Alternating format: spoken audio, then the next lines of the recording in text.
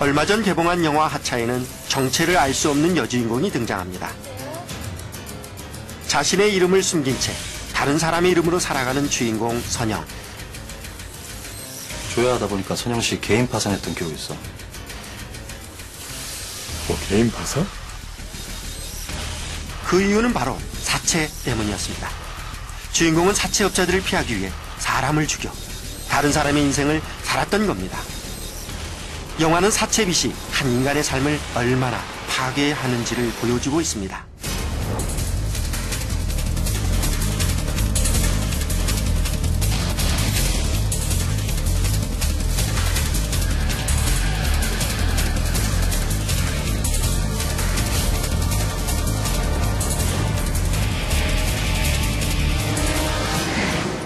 서민들이 불법 사금융의 늪에 빠져 허우적대고 있습니다. 정부가 사금융과의 전쟁에 나선 이후 지난 20일 사이 무려 17,000여 건이 넘는 피해 사례가 접수됐습니다. 피해가 이렇게 많은데 정부와 사법당국은 도대체 무엇을 했는지 참으로 궁금합니다. 그렇다면 왜 이렇게 피해가 큰 것일까요?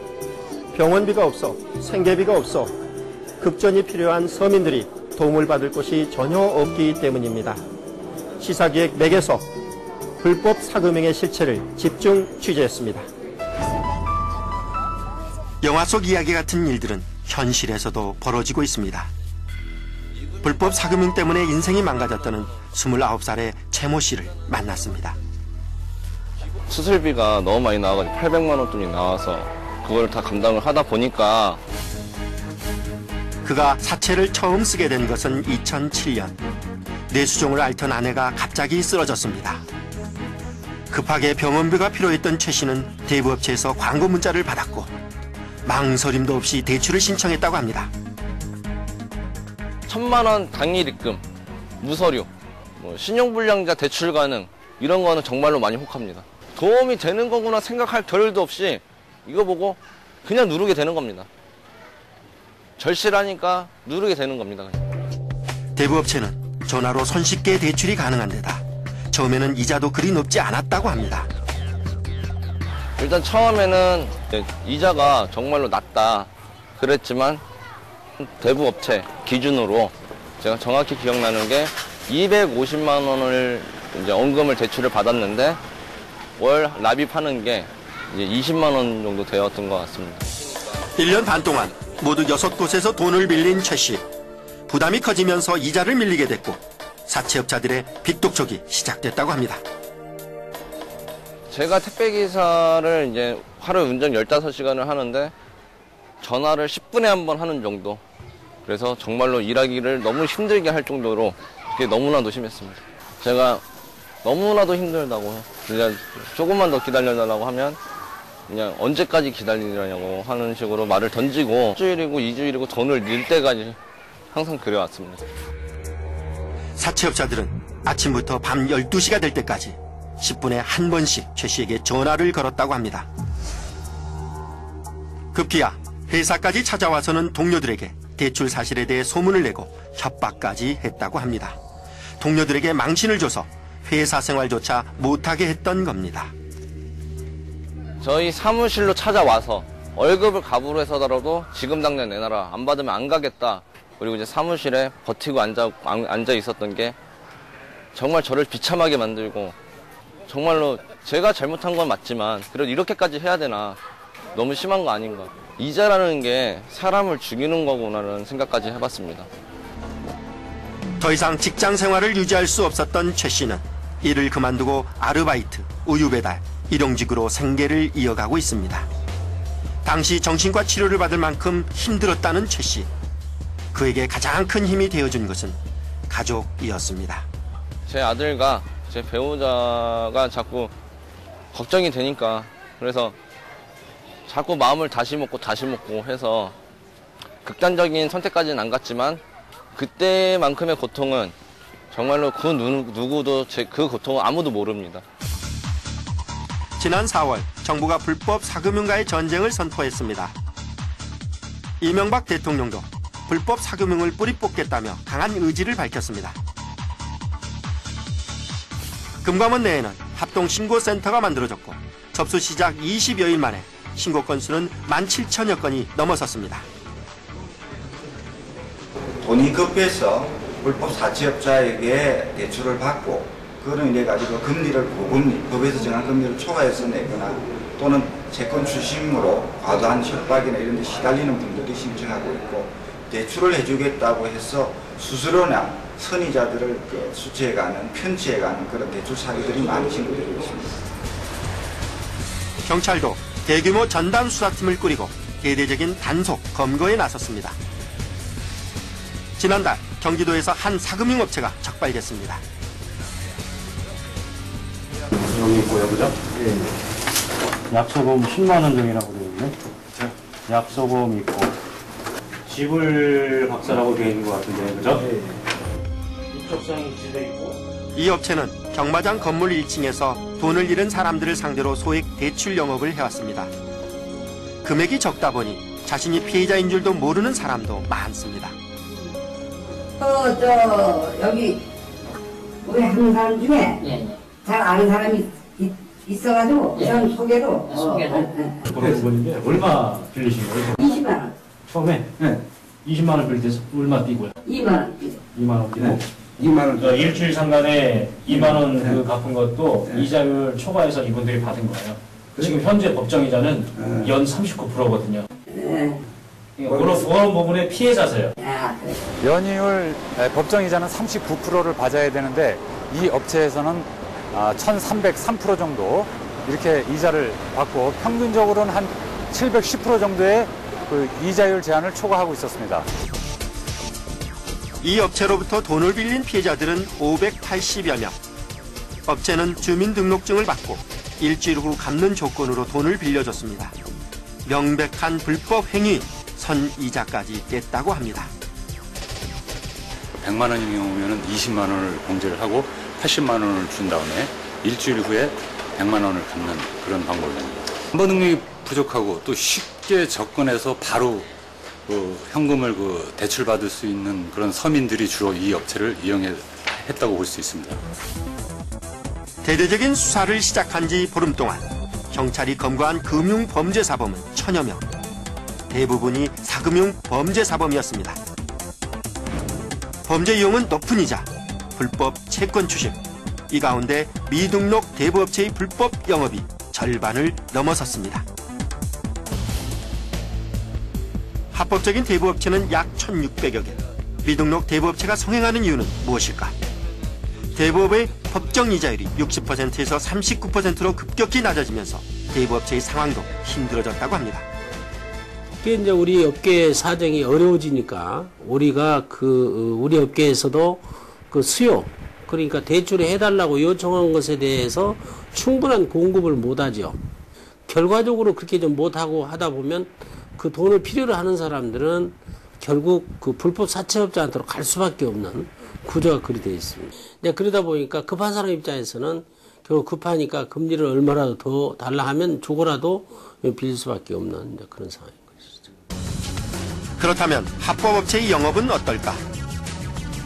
의류 도매업을 하던 오모 씨는 가게를 확장하기 위해 2005년 대부업체에서 돈을 빌렸습니다. 찌라시 있잖아요. 왜? 동네 뿌리는 찌라시. 자영업자, 그 사업자 등록증으로 대출 이런 식으로 나와 있었어요. 거의 이제 은행하고 비슷하다 싶었죠. 근데 1금융, 2금융 어디서든지 그 돈들을 잘 안 빌려주거든요. 자영업자는 담보가 없다 이거죠. 500만 원을 빌리고 매일 7만 5천 원씩 이자를 냈던 오 씨. 하지만 이자가 조금씩 밀리자 업체의 태도가 확연히 달라졌다고 합니다. 불법 추심이 전혀 없을 것 같잖아요. 그게 아니에요. 너무 친절하시죠. 처음에는 하루 이틀이 밀린다 싶어갖고 좀 하면 그때부터 이제 사람들 들볶기 시작하는 거죠. 이제 아줌마 내가 가서 큰 소리 좀 내면 동네 시끄러울 건데 이렇게 얘기를 해요. 처음에는 전화로 독촉을 하던 대부업체 직원들. 여럿이 무리지어 오 씨의 집을 찾아오기 시작했다고 합니다. 당시 임신 3개월이던 오 씨. 유산의 위기도 여러 차례 겪었다고 합니다.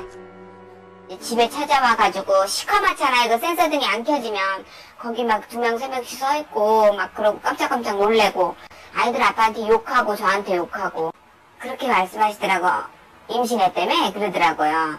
그래서 잘 키워야지. 근데 그 소리가 그냥 하는 사람들하고 그 사람들하고 말하는 억양하고 톤하고 벌써 틀리잖아요. 제가 홀몸이 아니니까 많이 무섭죠.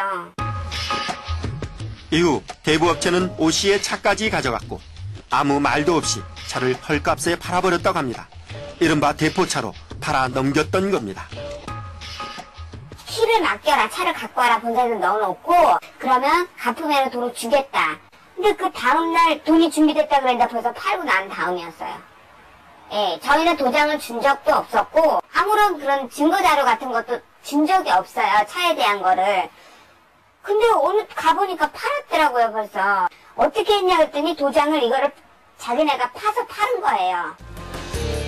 오 씨가 대부업체에서 빌린 돈은 8천만 원. 하지만 이자를 포함해서 그녀가 대부업체에 갚은 돈은 모두 2억 원이었습니다. 전 아직도 우울증 약을 먹고 있어요, 지금. 공황장애가 심해서 먹고 있는데 그때 이후로 참 힘들죠. 허망해요. 많이 허망해요. 그 돈 다 어떻게 했을까 그런 생각에. 예. 지금은 만져보지도 못할 돈, 꿈도 못 꿨을 돈이 그때는. 사금융을 이용했던 많은 사람들은 사채가 늪과 같다라고 이야기하고 있습니다. 이자가 눈덩이처럼 불어나 한번 대출을 받으면 이곳에서 빠져나오기 힘들기 때문인데요. 심지어 인생이 망가지고 폐가 망신한 사례도 많습니다. 사금융 피해 접수가 시작된 이후 하루 1,500여 명이 피해를 호소하고 있습니다. 도대체 이들을 구제할 수 있는 방법은 무엇이 있을까요? 대학교 4학년인 장모군은 2년 전 등록금과 생활비 마련을 위해 대부업체로부터 돈을 빌렸습니다. 집에다 어떻게 도움을 받을 손길이 없어가지고 제 혼자서 모든 걸 감당해야 했습니다. 그래서 저도 이자가 높은 걸 알고 다 알지만 어쩔 수 없이 대출을 받게 됐어요. 그때 빌릴 때 생각은 진짜 제가 일을 해서 이자도 내고 원금도 갚고 그렇게 하면 되겠지 이런 생각으로 처음에 시작했는데 제 생각이 잘못된 것 같습니다. 그동안 한 달에 30만 원씩 이자를 내온 장군. 하지만 얼마 전부터 이자가 절반 가까이로 줄어들었습니다. 바로 바꿔 드림론을 이용한 것입니다. 제가 이걸 통해서 5년 동안 최장 상환하게 됩니다. 원래는 몇 프로였어요? 원래는 40, 한 2, 3% 정도 됐습니다. 이게 없었다면 아마 저는 지금 학교를 안 다니고 있고 일을 하고 있었어요. 바꿔 드림론이란 대부업체의 고금리 대출을 시중은행 수준의 저금리 대출로 이자율을 낮춰주는 서민금융제도입니다. 이 밖에도 햇살론, 미소금융, 세희망 홀씨가 있습니다. 신용회복위원회에서 지원하는 채무조정 제도도 있습니다. 연체 일수에 따라 이자는 물론 원금까지 감면받을 수 있습니다. 하지만 혜택을 받기 위해서는 신용회복위원회와 협약을 맺은 대부업체에서 대출을 받은 경우만 가능합니다. 신용회복 지원 신청을 하시게 되면 저희 신용회복위원회가 협약에 가입되어 있는 채권기관으로부터 채무 조정에 대한 동의 절차를 구하게 됩니다. 이때 동의가 이루어지면은 채무 조정이 확정이 되게 되는데요. 확정이 되면은 채무 감면 그리고 상환기간 연장, 소득 범위 내에서 일정한 금액을 상환할 수 있도록 지원을 해드립니다. 어느 때보다 불법 사금융 척결에 강한 의지를 보이고 있는 정부. 접수된 신고 사례는 경찰에 수사를 의뢰하거나 소송이 필요한 경우에는 법률구조공단에서 무료 소송 지원도 검토하고 있다고 합니다. 이 신고기관이 경과하더라도 금융감독원 133이 경찰청 112 등을 통해서 신고하실 수 있고 신고되는 경우에는 저희 상담원이 피해 상담하고 구제, 수사기관 통보 등의 절차를 통해서 여러분들의 어려움을 해결해 드릴 겁니다. 전문가들은 불법 사금융 문제에 대한 근본적 해결을 위해서는 단속과 함께 구조 개선이 병행되어야 한다고 입을 모으고 있습니다. 먼저 대부업의 자격 강화를 꼽습니다. 설립 기준을 강화하고 등록제에서 허가제로 바꿔야 한다고 지적합니다. 금융거래업은 기본적으로 자금을 줘달라고 투입하고 회수하는 과정 속에서 수많은 문제가 발생할 수 있기 때문에 엄격한 자격 요건을 충족한 자만이 심지어 정책적 요건에 따라서 그 자격을 배제할 수 있는 기준까지 만들어서 인허가 제도를 복구를 할 필요가 있습니다. 이와 함께 지원 제도의 구상, 관리, 감독까지 서민금융 전반을 관장하는 전문기구 설립도 필요하다고 조언합니다. 서민금융 공급체가 상당히 난립되어 있습니다. 다시 말해서 컨트롤 타워가 없습니다.